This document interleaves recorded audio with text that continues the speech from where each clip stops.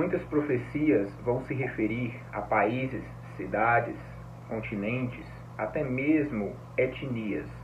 Porém, não vai ser propriamente para aquele povo, sem falar que há profecias de duplo cumprimento, que se refere tanto àquele povo quanto a um povo futuro. Porém, o que queremos apresentar aqui é que muitas vezes o Egito é citado, a Babilônia é citada, Tiro é citado, Sodoma e Gomorra, Jerusalém, e muitas vezes não se refere propriamente a estes países, a estes povos, mas sim a povos de um futuro muito distante. O que eu quero apresentar aqui é que talvez vocês estejam lendo o Apocalipse, ou mesmo Evangelhos, cartas de Paulo, cartas de profetas, com uma visão de mundo, com uma cosmovisão completamente equivocada. Isso vai fazer com que ninguém entenda o que eles quiseram passar. Então vejamos. A cidade de Tiro, ela é muito mencionada, porém existem características que não se aplicam àquela cidade. Muitas dessas características são totalmente distintas quanto à sua localização geográfica, quanto à sua referência de governo ou sua importância, mesmo para aquela época ou para os dias atuais. Nós temos que entender o seguinte: a besta, ela é um poder que é um poder político, que se apropria de um poder religioso. E esse poder, que é a besta do Apocalipse, possui cabeças, e essas cabeças são seus governantes. Porém, essas cabeças que aparecem no final não são os seus governantes desde o seu princípio, mas os seus governantes da época a qual se refere aos últimos dias dessa terra, aos últimos anos, às últimas décadas. E podemos dizer que esses governantes assumiram um papel muito antigo. Um papel antigo que desempenha propriamente a função de anticristo. Porque o que é anticristo? Afinal, a palavra anticristo, ela é muito além do significado de ser contra Cristo. Veja só o significado. A palavra anti, ela não é propriamente se colocar contra, mas sim no lugar. Então, quando você se coloca no lugar de Cristo, você automaticamente está tomando uma primazia, que é de Cristo, e se colocando contra Cristo.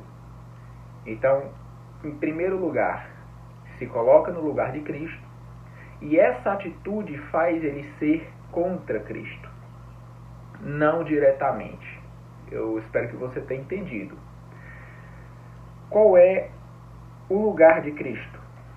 Primeiro, para você saber quem é o anticristo, você tem que saber o que ele faz e qual o lugar que ele toma de Cristo. O lugar de Cristo é de intercessor entre o homem e Deus. Cristo é o intermediador, como diz Paulo, a única forma de intermediar o homem para Deus. O próprio Jesus disse: ninguém vai ao Pai se não for por mim. É como se Deus estivesse do outro lado do rio. A única forma de atravessar esse rio é pela ponte que se chama Jesus. E essa ponte é única, não existe outra. Existe um líder religioso que muitos conhecem, e que antes dele, os imperadores romanos se chamavam de Pontifex Maximus.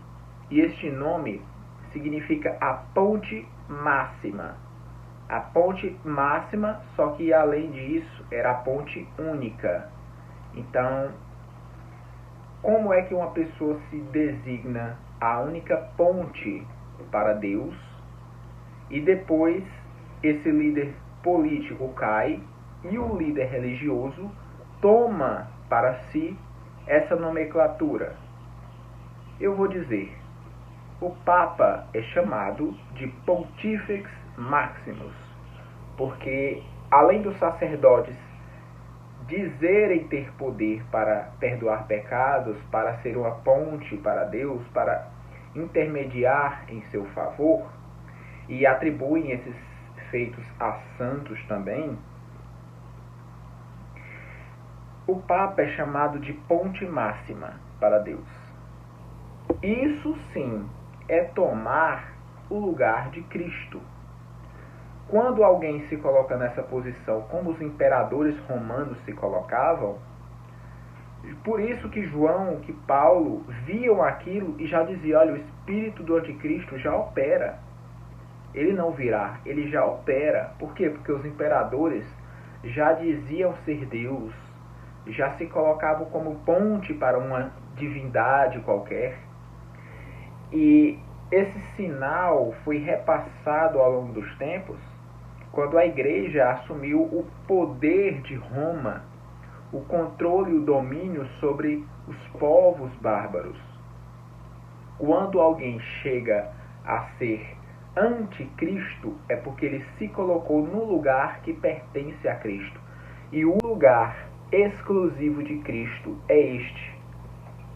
Cristo é nossa ponte única e máxima para Deus. Não existe outro, ninguém vem ao Pai se não for por mim, porque Cristo é o único intermediador entre Deus e os homens. Muitos nomes vão ser usados para dar a essa besta, e o nome principal é Babilônia. Babilônia porque é uma grande confusão, é um grande emaranhado de crenças, de culturas, de tradições, de política, de sincretismo. E um outro nome que é dado devido ela ser o povo de Deus, a mulher virgem que deveria esperar o Cristo. Um outro nome é meretriz, porque essa mulher virgem se prostituiu adorando outras crenças, adorando outros deuses, outros santos, se paganizando. E isso tornou uma abominação que chegou às narinas de Deus. É uma abominação que vem desde os primórdios da humanidade.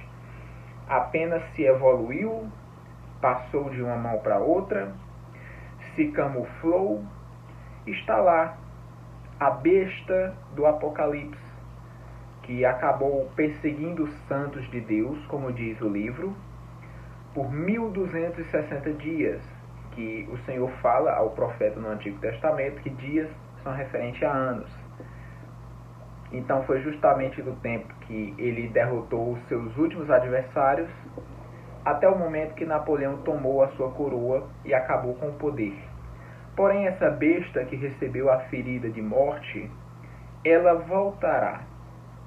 E ela voltará de uma forma inusitada que muitos se maravilhariam quando visse essa besta retornar. Esse poder político-religioso retornou em forma de uma segunda besta, com 2 chifres parecendo de cordeiro. Parece ser um pequeno cordeirinho branco, parece ser da paz, parece ser algo inofensivo. Mas em 1929, salvo engano, nasce um pequeno estado, o menor estado do mundo. Benito Mussolini entrega a cidade do Vaticano e concede plenos poderes. A influência dessa besta ainda não está no seu máximo. Ela está quase que em anonimato, mas está breve o seu tempo de atuação. E essa besta possui 7 cabeças e 10 chifres. Nós vamos ver o significado disso tudo. Quem é Babilônia? Quem é o Egito? Quem é Tiro?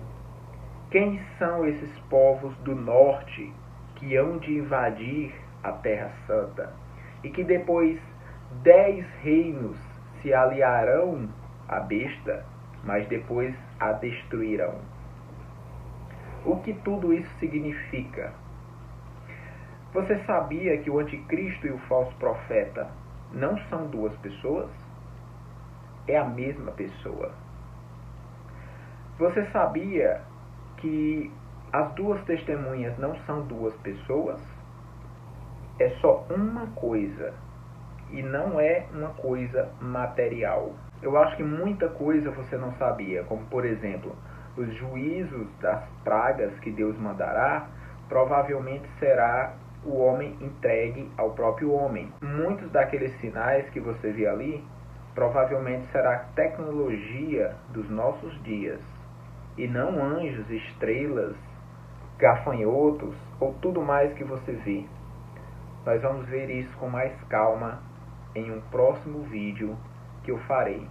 Provavelmente amanhã, quinta-feira, à noite, eu farei uma live, provavelmente às 8 para 9 horas, e eu vou revelar algumas coisas. Essa live não vai ficar salva. Então, assista até o final, acompanhe o nosso Instagram e você vai ver os horários tudo certinho. Nos vemos lá, não perca!